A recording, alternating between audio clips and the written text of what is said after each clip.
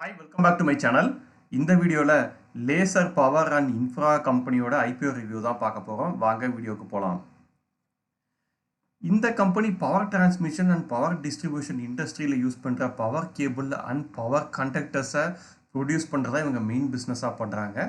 இவங்க மேனுஃபேக்சர் பண்ணுற power cables and power conductors எல்லாத்தையும் பவர் யூட்டிலிட்டிஸ்க்கும் இபிசி கான்ட்ராக்டர்ஸ்க்கும் ரயில்வேஸ்க்கும் இண்டஸ்ட்ரியல் கஸ்டமர்ஸ்க்கும் மெயினாக இவங்க சப்ளை பண்ணுறாங்க. இவங்களோட பவர் கேபிள் பிஸ்னஸை பொறுத்த வரைக்கும் பார்த்தீங்கன்னா இதில் அவங்க ஹை மீடியம் வோல்டேஜ் கேபிள்ஸ், அப்புறம் low voltage cables, control cables, அப்புறம் இன்ஸ்ட்ருமெண்டேஷன் கேபிள்னு சொல்லி பல்வேறு வகையான பவர் கேபிள்ஸை இவங்க ப்ரொடியூஸ் பண்ணுறாங்க. இதெல்லாமே பார்த்தீங்கன்னா electricity distribution, industry plans, infra projects and railway ப்ராஜெக்டில் பெருமளவு யூஸ் பண்ணுறாங்க.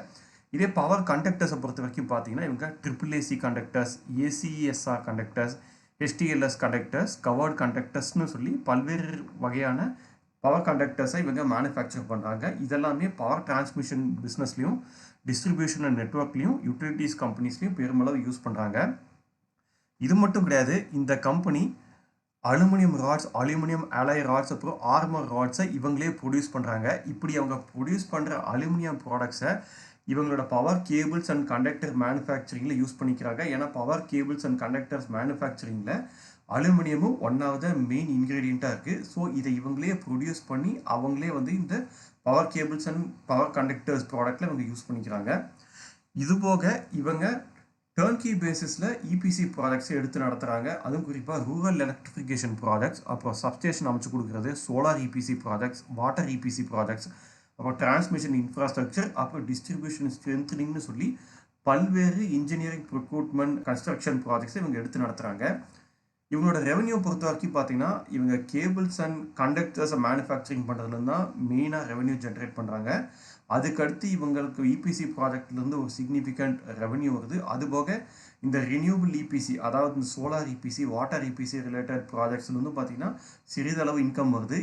இந்த கம்பெனிக்கு 30க்கும் மேற்பட்ட கிளைண்ட்ஸ் இருக்காங்க. அதில் வெல் நோன் கிளைண்ட் யாருன்னு பார்த்தீங்கன்னா இந்தியாவில் NTPC limited, Kanpur electricity supply corporation limited, Jodhpur Vidyut withdrawn Nigam limited, Indian railways, அதுபோக ஈஸ்டர்ன் சைட் ஆஃப் இந்தியா, அதாவது வெஸ்ட் பெங்கால், ஒடிசா, ஜார்க்கண்ட், இந்த மாதிரி ஸ்டேட்ஸில் இருக்க நிறைய எலக்ட்ரிசிட்டி கம்பெனிஸ் எல்லாம் இவங்களுக்கு கிளைண்ட்டாக இருக்காங்க. அது மட்டும் கிடையாது, இவங்க எத்தியோப்பியன் எலக்ட்ரிக் பவர் கம்பெனி, அதாவது எத்தியோப்பியாவோட ஸ்டேட் ஓன்ட் எலக்ட்ரிசிட்டி கம்பெனிக்கு இவங்க ஏஏசி கண்டக்டர்ஸையும் இவங்க எக்ஸ்போர்ட் பண்ணுறாங்க. இதுதான் laser power and infra company பண்ணுற பிஸ்னஸ். இப்போ இந்த கம்பெனியோட ஐபிஓ டீட்டெயில்ஸ் பார்த்துடலாம். ஐபிஓலேருந்து கம்பெனி திரட்ட போகிற மொத்த பணத்தோட மதிப்பு 742 கோடி. ஐபிஓ ஜூலை 9ஆம் தேதியிலேருந்து 13 வரைக்கும் ஓப்பனாக இருக்கும் அப்ளை பண்ணுறதுக்கு. இதுக்காக கம்பெனி செட் பண்ணியிருக்க ப்ரைஸ் பாண்ட் என்னென்னு பார்த்தீங்கன்னா லோவர் ப்ரைஸ் பாண்டை 203 ரூபாயும், அப்பர் ப்ரைஸ் பாண்டை 214 ரூபாயும் ஃபிக்ஸ் பண்ணியிருக்காங்க. ஒரு லாட்டுக்கு 70 ஷேர் வாங்குற மாதிரி இருக்கும். 1 லாட் ஷேர் அப்பர் ப்ரைஸ் பேண்டான 214 ரூபாயில் வாங்குறதுக்காக செலவு எவ்வளோ ஆகுதுன்னு பார்த்தீங்கன்னா 14,980 ரூபாய் ஆகுது. Share allotment date 14th July, refund date 15th July, share listing date 16th July. இந்த இஷ்யூவில் 2.53 கோடி ஷேரை ஃப்ரெஷ் இஷ்யூவாக இஷ்யூ பண்ணுறாங்க. அதுபோக 93 லட்சம் ஷேரை ஆஃபர் ஃபார் சேலாகவும் இஷ்யூ பண்ணுறாங்க.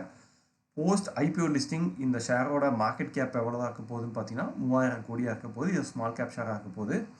இன்றைக்கி தேதியில் இந்த ஷேரோட கரண்ட் கிரே மார்க்கெட் ப்ரீமியம் எவ்வளோன்னு பார்த்தீங்கன்னா 32 ரூபாயாக இருக்குது. அதாவது ஒரு ஷேரோடைய விலை அப்பர் ப்ரைஸ் பேண்டில் பார்க்கும்போது 246 ரூபாய்ன்னு சொல்லி ட்ரேட் ஆகிட்டு இருக்கு கிரே மார்க்கெட்டில். இந்த கம்பெனியோட ஃபினான்ஷியல்ஸ் பார்த்தலாம். ஸோ ரெவன்யூ ஃப்ரம் ஆப்ரேஷன்ஸ் 2024 மார்ச்சில் இந்த கம்பெனிக்கு கிட்டத்தட்ட 1800 கோடி இருந்திருக்கு. இதே 2025 கிட்டத்தட்ட 2600 கோடிக்கு உயர்ந்திருக்கு. இதே 2026 மார்ச்சில் பார்த்தீங்கன்னா கிட்டத்தட்ட 2350 கோடி தான். ஸோ 2025 மார்ச்லேருந்து 2026 மார்ச்சில் கம்பேர் பண்ணும்போது 200 கோடி டிப்பாக இருக்கிறது கிளியராக தெரியுது. இருந்தாலும் ப்ராஃபிட் ஆஃப்டர் த டேக்ஸ் பார்த்தீங்கன்னா 2024 40 கோடி தான் இவங்களுக்கு ப்ராஃபிட் ஆஃப்டர் த டேக்ஸ் இருக்குது. இதே 2025 106 கோடின்னு இன்க்ரீஸ் ஆகிருக்கு. இதே 2026 151 கோடின்னு சொல்லி உயர்ந்திருக்கு. ஸோ ரெவன்யூ ஃப்ரம் ஆப்ரேஷன்ஸ் 2025ஓட 2026 கம்பேர் பண்ணும்போது ஸ்லைட்டாக டிப்பாக இருந்தாலும் ப்ராஃபிட் ஆஃப்டர் த டேக்ஸ் நல்லாவே இன்க்ரீஸ் ஆகிருக்கு. இதுக்கு ஏற்ற மாதிரியே பார்த்தீங்கன்னா பாரோயிங்ஸ் இந்த கம்பெனிக்கு ரீசெண்ட் இயர்ஸில் நல்லாவே இன்க்ரீஸ் ஆகிருக்கு. ஸோ 2024 கடன்கிறது 393 கோடியாக இருந்திருக்கு. இது 2025 502 கோடியாக உயர்ந்திருக்கு. இது 2026 மார்ச்சில் 828 கோடின்னு சொல்லி உயர்ந்திருக்கு. ஸோ கம்பெனியோட கடன்கிறது வருஷம் வந்து இன்க்ரீஸ் ஆகிட்டு இருக்கு. லாஸ்ட் 2 இயர்ஸில் டபுள் த டைம்ஸ் இன்க்ரீஸ் ஆகிருக்கு. இதே ரிசர்வ்ஸ் அண்ட் சர்ப்ளஸ் பார்த்தீங்கன்னாலும் 700 கோடி கேஷ் இன் ஹேண்ட் இருக்குது. ஸோ டெப்ட்டு மட்டும் இந்த கம்பெனிக்கு வந்து இன்னும் கம்மியாகுதுன்னா இது ஒரு நல்ல ஃபினான்ஷியல்னு சொல்லுவேன். அடுத்த அப்ஜெக்டிவ் ஆஃப் த இஷ்யூன்னு பார்த்தோம்னா, ஸோ இந்த இஷ்யூலேருந்து வர பணத்தை யூஸ் பண்ணி கம்பெனி வாங்கின கடனை பார்ஷியலாவோ இல்லை முழுசாவோ அடைச்சிக்க யூஸ் பண்ண போகிறாங்க. அதுபோக ஜென்ரல் கார்பரேட் பர்பஸ்க்கும் யூஸ் பண்ணிக்க போகிறாங்க. அடுத்த கம்பெனியில் இருக்க ப்ரோஸ் அண்ட் கான்ஸ் என்னன்னு பார்த்தோம்னா, ஸோ கவர்மெண்ட் ஆஃப் இந்தியா இப்போது ரீசெண்ட் இயர்ஸில் ரயில்வேஸ் இன்ஃப்ராஸ்ட்ரக்சர் டெவலப் பண்ணுறதாகட்டும், பவர் டிரான்ஸ்மிஷன் ப்ராஜெக்ட்ஸை அதிகப்படுத்துறதாகட்டும், ரினியூபிள் எனர்ஜியில் ப்ராஜெக்ட்ஸை நிறைய சேங்ஷன் பண்ணுறதாகட்டும், இது போக வரப்போகிற காலகட்டத்தில் டேட்டா சென்டருக்காக வந்து பவர் இன்ஃப்ராஸ்ட்ரக்சரையும் பெருமளவு அமைக்க போகிறாங்க. ஸோ இந்த கம்பெனி ரயில்வே இண்டஸ்ட்ரிக்கும் இவங்க ப்ராடக்ட் சப்ளை பண்ணுறாங்க, பவர் செக்டர்லேயும் இருக்காங்க, ரினியூபிள் எனர்ஜி பிஸ்னஸ்லேயும் இருக்காங்க. ஸோ இதனால் இந்த கம்பெனிக்கு ஃப்யூச்சரில் க்ரோத் இருக்குன்னு நான் கண்டிப்பாக நம்புகிறேன். இந்த கம்பெனிக்கு 3 ஃபுல்லி இன்டகிரேட்டட் மேனுஃபேக்சரிங் பிளான்ஸ் இருக்குது. இதோட டோட்டல் கெப்பாசிட்டி எவ்வளோன்னு பார்த்தீங்கன்னா 70,000 மெட்ரிக் டன் பர் ஆனமாக இருக்குது. ஸோ எவ்வளோ பெரிய லார்ஜ் ஆர்டர் வந்தால் கூட இவங்களால வந்து ஈஸியாக ப்ரொடியூஸ் பண்ணி இவங்களோட கிளைண்ட்டுக்கு சப்ளை பண்ண முடியும். ரீசெண்ட்லி இந்த கம்பெனிக்கு கிட்டத்தட்ட 836 கோடிக்கு மதிப்புள்ள ஆர்டர்ஸ் வந்து யூட்டிலிட்டி ஃபேர்ம்ஸ்லேருந்து கிடச்சிருக்கு. இதுவும் ஒரு பாசிட்டிவான விஷயமா பார்க்குறேன். இந்த 836 கோடி மதிப்புள்ள ஆர்டருங்கிறது அடுத்த 2-3 வருஷத்துக்கு இவங்களுக்கு நல்ல ரெவன்யூ ஜென்ரேட் பண்ணி தரது இது யூஸ்ஃபுல்லாக இருக்குன்னு பார்க்குறேன். இதெல்லாம் இந்த கம்பெனியில் நான் பாசிட்டிவாக பார்க்குற விஷயங்களாக இருக்குது. அடுத்து இந்த கம்பெனியில் கான்ஸான விஷயங்களா நான் என்ன பார்க்குறேன்னு பார்த்தீங்கன்னா, கம்பெனிக்கு வருஷம் கடன்கிறது தொடர்ந்து இன்க்ரீஸ் ஆகிட்டே வருது. இது ஒரு நெகட்டிவான விஷயமா பார்க்குறேன். இவங்க இருக்கிறது பவர் அண்ட் இன்ஃப்ராஸ்ட்ரக்சர் இண்டஸ்ட்ரியில். இதுக்கு வந்து கேபிட்டல் இன்டென்ஸான பிஸ்னஸ். என்ன தான் ஐபிஓலேருந்து இவங்க பணத்தை திரட்டி அது மூலிமா கடனை ஓரளவு இவங்க குறைச்சா கூட எதிர்காலத்தில் இவங்க திரும்ப கடன் வாங்கிட்டு தான் இருக்க போகிறாங்க. ஸோ இந்த கம்பெனி வந்து டெட் ஃப்ரீயாக இருக்கிறதுக்கு வாய்ப்புகள் ரொம்ப கம்மி. இது ஒரு நெகட்டிவான விஷயமா பார்க்குறேன். ப்ளஸ் இந்த கம்பெனி மேனுஃபேக்சர் பண்ணுற பவர் கேபிள்ஸ் அண்ட் கண்டக்டர்ஸ் ப்ராடக்டில் அலுமினியம் அண்ட் காப்பரை வந்து மெயின் கமாடிட்டியாக யூஸ் பண்ணுறாங்க. இந்த 2 ப்ராடக்டோட ப்ரைஸுங்கிறது வந்து ஹைலி வாலட்டைலாக இருக்கும். ஸோ இந்த ப்ராடக்டோட ப்ரைஸுங்கிறது இன்க்ரீஸ் ஆகும்போது இவங்களோட இன்புட் காஸ்ட் அதிகரிக்கும். இது இவங்களோட ப்ராஃபிட் மார்ஜினில் ப்ரெஷரை கொண்டு வரதுக்கு வாய்ப்புகள் அதிகமாகவே இருக்குது. இது ஒரு நெகட்டிவான விஷயமா நான் என்ன பார்க்குறேன்னு பார்த்தீங்கன்னா, இவங்களோட பிஸ்னஸ் வந்து ஹெவியாக டிபெண்ட் பண்ணியிருக்குது கவர்மெண்ட் ஃபேர்ம்ஸ்கிட்டேருந்து கிடைக்கிற கான்ட்ராக்ட் தான்.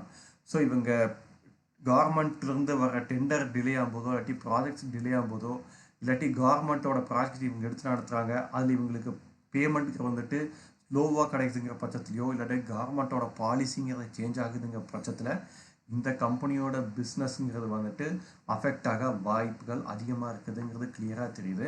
என்னை பொறுத்த வரைக்கும் இந்த கம்பெனிக்கு ஃப்யூச்சரில் டெஃபினட்டாக ஒரு க்ரோத் இருக்குதுங்கிறது கிளியராக தெரியுது. அட் த சேம் டைம் இந்த கம்பெனிக்கு கடங்கிறது அதிகமாக இருக்குது. இது நம்ம மைண்ட்ஃபுல்லாக வச்சுக்க வேண்டிய ஒரு விஷயம். ப்ளஸ் வந்துட்டு கவர்மெண்ட்டும் பார்த்தீங்கன்னா நிறைய ரயில்வே ப்ராஜெக்ட்ஸ் அப்புறம் பவர் இன்ஃப்ராஸ்ட்ரக்சர் ரிலேட்டடான ப்ராஜெக்ட்ஸை வந்து தொடர்ந்து வந்து இனிஷியேட் பண்ணிட்டே இருக்காங்க. இந்த மாதிரி கம்பெனிஸ்க்கெல்லாம் வந்து பிஎல்ஐ ஸ்கீமும் பார்த்தீங்கன்னா அனௌன்ஸ் பண்ணிருக்காங்க. ஸோ கவர்மெண்ட்டோட பாலிசி சேஞ்ச் ஆகாத வரைக்கும் இந்த மாதிரி கம்பெனிஸ்லாம் வந்து பெனிஃபிட் அடைவாங்க. இந்த மாதிரி கம்பெனிஸ்க்கு ஃப்யூச்சரில் க்ரோத் இருக்குங்கிறது என்னோட ஒப்பீனியன். ஸோ அவ்வளோதாங்க, எனக்கு தெரிஞ்சு இந்த கம்பெனியை பற்றி எல்லா இன்ஃபர்மேஷனும் இந்த வீடியோவில் நான் ஷேர் பண்ணிட்டேன். ஐ ஹோப் இந்த இன்ஃபர்மேஷனும் உங்களுக்கு யூஸ்ஃபுல்லாக இருக்குன்னு நினைக்கிறேன். இந்த வீடியோ பற்றி உங்களுடைய கருத்துக்களை மறக்காமல் கமெண்ட் செக்ஷனில் பதிவிடுங்க. மீண்டும் வேற ஒரு வீடியோவில் சந்திக்கலாம். அது வரைக்கும் பபாய்.